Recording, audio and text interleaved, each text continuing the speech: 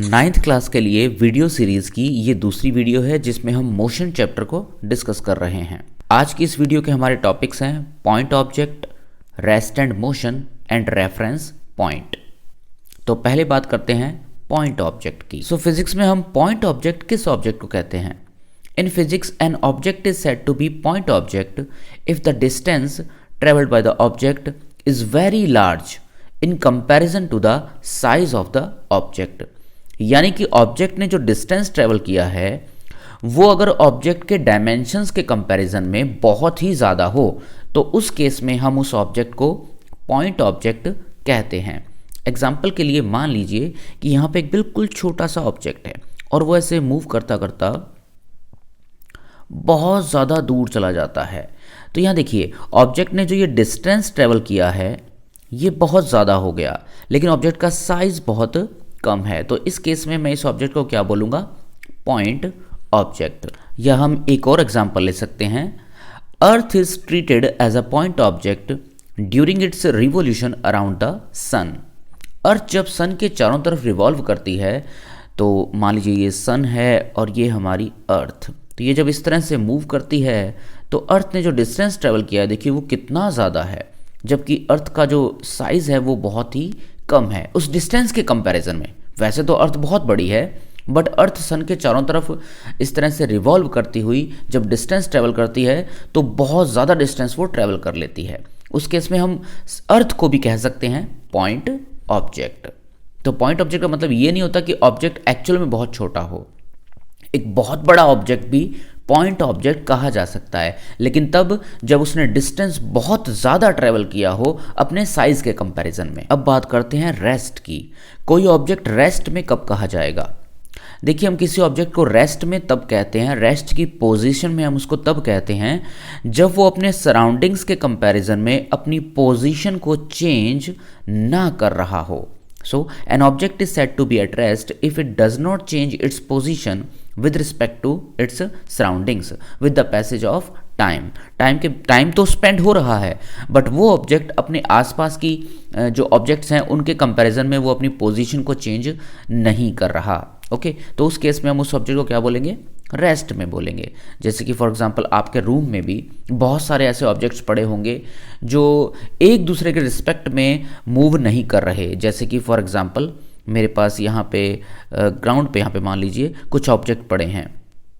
यहाँ पे कोई बॉल पड़ी है इस तरह से, कहीं पे कोई बॉक्स पड़ा है, कहीं पे कुछ और ऑब्जेक्ट पड़ा है। तो ये सारे ऑब्जेक्ट क्या कर रहे हैं? देखिए आप जब तक फोर्स नहीं लगाएंगे तो ये जो भी एक ट्रायंगुलर ऑब्जेक्ट है ये इसके पास नहीं आएगा, इस ब्लॉक के पास, ना ही ये ब्लॉक अपने आप इस ट्रायंगुलर ऑब्जेक्ट के पास नहीं जाएगा, ना ही यहाँ पर जो स्फेरिकल ऑब्जेक्ट है ये इस ब्लॉक के पास आ रहा है, ना इससे दूर जा रहा है। तो ये सब एक दूसरे के रिस्पेक्ट में अपनी पोजीशंस को चेंज नहीं कर रहे, ना ही एक दूसरे के पास आ रहे हैं, ना एक दूसरे से दूर जा रहे हैं। तो उस केस में ये सब एक दूसरे के रिस्पेक्ट में क्या कहे जाएंगे?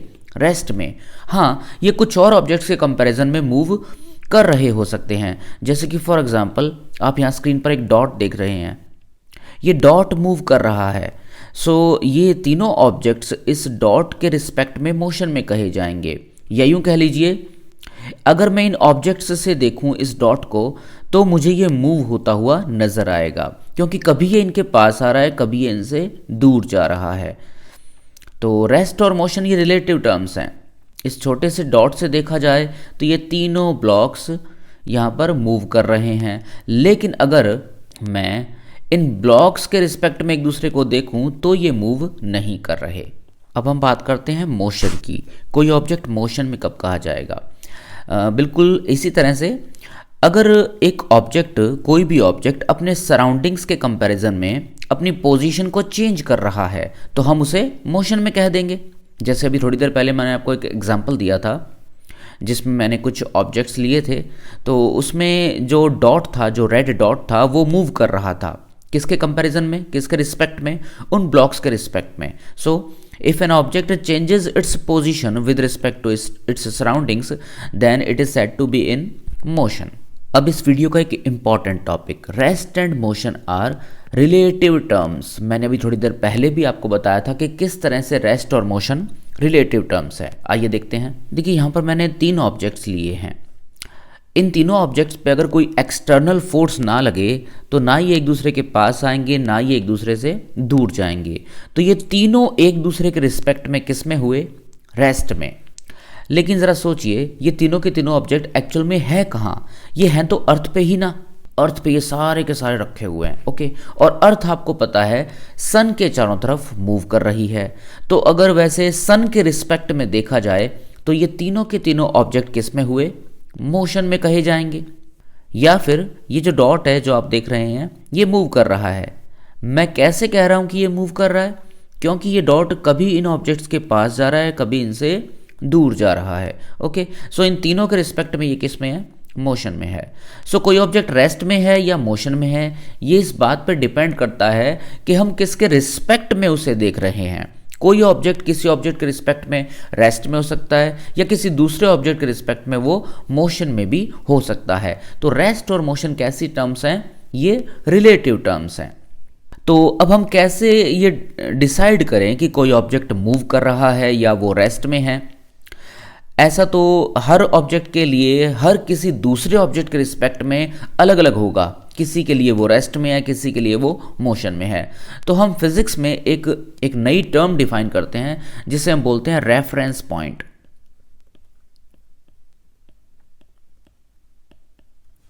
अब ये रेफरेंस पॉइंट क्या होता है? देखिए, रेफरेंस पॉइंट हम एक ऐसा फिक्स पॉइंट लेते हैं जिसके रिस्पेक्ट में हम ये बता सकें कि फला ऑब्जेक्ट तो मूव कर रहा है और फला ऑब्जेक्ट मूव नहीं कर रहा। यानी कि हम एक ऐसा फिक्स पॉइंट ले लेते हैं जिसके रिस्पेक्ट में हम ये बता सकें कि ये बॉडी तो जी मूव कर रही है और ये वाली मूव नहीं कर रही, यानी कि वो रेस्ट में है। So in order to study motion of objects we have to select a fixed point, a fixed position with respect to which the motion has to be studied. Such a fixed position or point is called reference point or origin. So अब ये confusion हमने clear कर दिया। हमने एक fix point ले लिया है, उसी के रिस्पेक्ट में हम देखेंगे कि कौन सा ऑब्जेक्ट मूव कर रहा है या कोई ऑब्जेक्ट रेस्ट में है। So now if an object changes its position with respect to reference point, then it is said to be in motion, and if an object does not change its position with respect to the reference point, then it is said to be at rest. Okay, तो rest और motion को define भी अब हम बड़ी आसानी से कर सकते हैं। हमने क्या किया? हमने किसी एक फिक्स पॉइंट को नाम दे दिया कि जी ये रेफरेंस पॉइंट है। बस इसी से हमको ये देखना है कि कोई ऑब्जेक्ट मूव कर रहा है या रेस्ट में है। अगर वो ऑब्जेक्ट इस पॉइंट के रिस्पेक्ट में मूव करे, यानी कि या तो इस पॉइंट के पास आए या इससे दूर जाए, तो वो मोशन में कहा जाएगा। और अगर कोई ऑब्जेक्ट, जैसे कि एक और डॉट है, ये दोनों देखिए, ये दूसरे वाले पॉइंट के ना पास आए ना उससे दूर जाए, तो हम इसको किस में कह देंगे? रेस्ट में कह देंगे।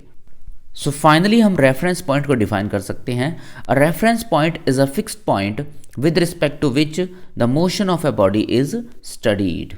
अब मैं इसका एक प्रैक्टिकल एग्जांपल देना चाहूँ तो देखिए, मान लीजिए आप जिस रूम में बैठे हैं उस रूम में भी ऐसे बहुत से फिक्स्ड पॉइंट है जिनको आप एज अ रेफरेंस पॉइंट ले सकते हैं।